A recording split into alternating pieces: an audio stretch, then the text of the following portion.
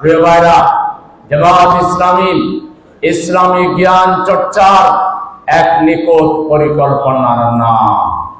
জামাত ইসলামী যারা করে তাদের জ্ঞান অর্জনের মধ্যে এক নম্বরে তাকে মহান আল্লাহর পক্ষ থেকে প্রেরিত সর্বশেষ হিদায়াতের যে গ্রন্থ আমাদের কাছে সংরক্ষিত আল্লাহর পক্ষ থেকে যে হিদায়াত পবিত্র কোরআনুল মাজিদ, কোরআন অধ্যয়ন করা, কোরআন তেলাওয়াত সহিহ করা, কোরআনের আলোকে নিজের এবং পরিবার গঠন করা এবং সমাজ গঠন করার জন্য আমরা চেষ্টা চালিয়ে যাচ্ছি। আমাদের চেষ্টার এক নাম্বার হইতে হবে আল্লাহর হিদায়াত পবিত্র কোরআনুল কারীমকে, কোরআনুল মাজিদকে, কোরআনুল হাকিমকে যথাযথভাবে আয়ত্ত করা।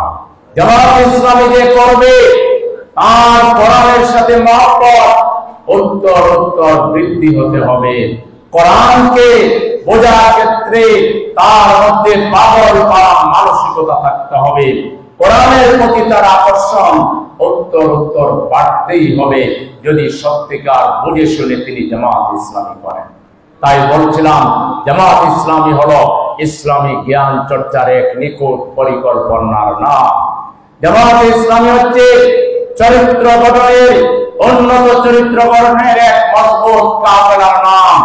জামাত ইসলামীতে আসার পরে যে লোকটা আগে সুদ খেত, মদ খেত, যে লোকটা আগে দুর্নীতি করার কোন অভ্যাস ছিল কিংবা কোন বাজে অভ্যাসে অভ্যস্ত ছিল, জামাত ইসলামের কাছে আসার পরে তার মধ্যে দূরতম কোন বদ অভ্যাস থাকার সুযোগ এখানে নেই।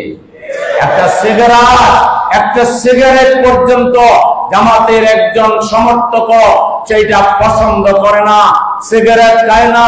মদ, গাঁজা, ফেন্সিডিল, ইয়াবা অথবা আরো ব্র্যান্ডেড যেসব মানুষের মগজ নষ্টকারী যেসব নেশা জাতীয় জিনিস আছে, জামাত ইসলামের লোকদের সাথে এর দূরতম কোন সম্পর্ক নাই। জামাত ইসলামীদের যে চরিত্র গঠন করতে চায়, সুন্দর মনের মানুষ হতে চায়, পবিত্র মানুষ হতে চায়, পবিত্র সমাজ চায়, তার ঠিকানা হচ্ছে বাংলাদেশ জামাত ইসলামী। জামাত ইসলামী সমাজ কল্যাণ, মানব কল্যাণ, দরদি সমাজ প্রতিষ্ঠা, ভালোবাসার সমাজ প্রতিষ্ঠাা, ভ্রাতৃত্বপূর্ণ সমাজ প্রতিষ্ঠা, ভারসাম্যপূর্ণ সমাজ প্রতিষ্ঠার জন্য জামাত ইসলামী নিরলস ভাবে কাজ করে যাচ্ছে। জামাত ইসলামী একজন ব্যক্তির থিংকিং থেকে শুরু করে, চিন্তা থেকে শুরু করে, আচার ব্যবহার, লেনদেন, ওঠা বসা, আদব কায়দা সবকিছুকে সংশোধন করার জন্য একটা পবিত্র এনভায়রনমেন্ট এখানে আছে, পবিত্র শিক্ষা এখানে আছে। এখানে ব্যক্তিগত চেষ্টা আছে, পারিবারিক চেষ্টা আছে, সামষ্টিক চেষ্টা আছে। এখানে এমন একটা সুন্দর পরিবেশ আছে যা আর কোথাও আমরা দেখতে পাই না। সুতরাং উন্নত চরিত্র গঠনের একটা শক্তিশালী মজবুত দুর্গের নাম হচ্ছে, কাফেলার নাম হচ্ছে বাংলাদেশ জামাত ইসলামী। জামাত ইসলামী সমাজ সংস্কারের জন্য, সমাজ কল্যাণের জন্য এই যে এত বড় চাপ, জামাত ইসলামীকে কোথাও 2 জন 3 জনকে দাঁড়াতে দেওয়া হয়নি। স্বামী স্ত্রী একসাথে ভাতের টেবিল থেকে স্বামীকে স্ত্রীর হাত থেকে কেড়ে নিয়ে, সন্তানের হাত থেকে কেড়ে নিয়ে তাকে রিমান্ডে নিয়ে নেওয়া হয়েছে, তার হাত পা বেঁধে কোর্টে ওঠানো হয়েছে, জুলুম করা হয়েছে। জামাতের লোকেরা কোথাও দাঁড়াতে পারেনি।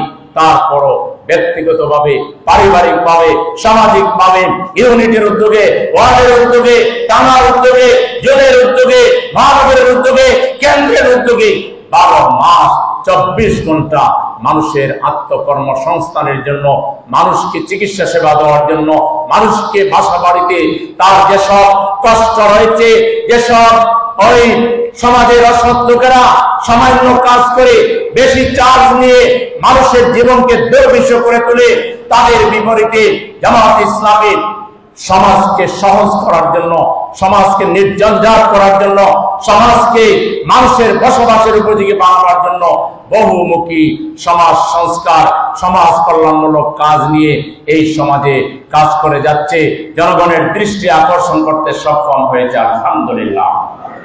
জামায়াতে ইসলামী রাষ্ট্রীয় একটা আদর্শ রাষ্ট্র কায়েম করার জন্য এবং একটা সংস্কার, একটা সরকার, উন্নত সরকার, মানব কল্যাণধর্মী সরকার, জনকল্যাণধর্মী সরকার কায়েম করার জন্য নিয়মতান্ত্রিক ভাবে প্রত্যেকটা নির্বাচনে, একটা বাজার সমিতির নির্বাচন, মসজিদ কমিটির নির্বাচন, একটা এতিমখানার নির্বাচন থেকে শুরু করে জামায়াতে ইসলামী ইউনিয়ন কাউন্সিলের মেম্বার, পৌরসভা সিটিগুলোর কাউন্সিলর থেকে শুরু করে পার্লামেন্ট মেম্বার পর্যন্ত সব জায়গায় যেখানে গ্রহণযোগ্য নির্বাচনের নিশ্চয়তা থাকে, জামায়াত ইসলামী তার জন্মলগ্ন থেকে নির্বাচনে অংশগ্রহণ করে জনগণকে দাওয়াত দিচ্ছে আল্লাহর আইন আর সৎ লোকের শাসন চালা, একটি উন্নত সমাজ বিনির্মাণ করা, মানুষের অধিকার প্রতিষ্ঠা করা, এটা অন্য কোনোভাবে সম্ভব নয়। জামায়াত ইসলামী সেই নিয়মতান্ত্রিক চেষ্টা বারবার করে যাচ্ছে। জামায়াত ইসলামী ভোট কেন্দ্র দখল করা, ভোট রিগিং করা, মৃত মানুষের ভোট দিয়ে দেওয়া, জিন ভোট সেজে, জিন ভোট হয়ে মানুষের ভোট কেড়ে নিয়ে রাতের আধারে ভোট কিনে কোন রকম ক্ষমতায় যাওয়া, এমপি হওয়া, মন্ত্রী হওয়া, এই দান্দা জামাত ইসলামের পার্টিতে না। জামাত ইসলামী জনগণ যেদিন স্বেচ্ছায় বুঝে শুনে স্বতঃপ্রণোদিত হয়ে যেদিন আমাদেরকে রায় দিবে, আমরা যে সিটে রায় দিবে এবং যখন সংখ্যাগরিষ্ঠ আসনে রায় দিবে, আমরা পরিপূর্ণ পার্লামেন্টে আমাদের কর্মসূচি নিয়ে জাতিকে কল্যাণ রাষ্ট্র উপহার দেওয়ার জন্য আমরা কাজ করে যাচ্ছি আলহামদুলিল্লাহ।